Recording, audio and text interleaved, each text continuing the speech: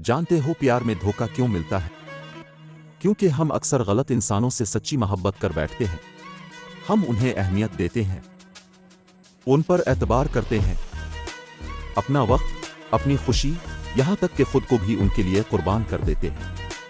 लेकिन बदले में क्या मिलता है? खामोशी, बेवफाई और टूटा हुआ दिल।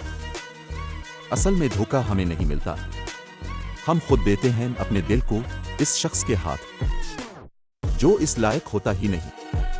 अगर आपको भी कभी किसी ने छोड़ा, धोखा दिया, तो याद रखो, ये तुम्हारी कमजोरी नहीं, तुम्हारी ताकत है। क्योंकि तुम सच्चे थे और सच्चे लोग टूटते तो हैं मगर बिखरते नहीं। अब वक्त है आगे बढ़ने का। खुद से मोहब्बत करो, अपनी इज्जत करो और अगली बार मोहब्बत अक्ल से भी करना, सिर्फ दिल से नहीं। कि जो तुम्हें सच्चा समझेगा वो तुम्हें कभी तोड़ेगा नहीं। अगर ये वीडियो दिल को लगी हो तो किसी ऐसे शख्स से जरूर शेयर करो जिसका दिल टूटा हो, शायद इसको भी हौसला मिल जाए।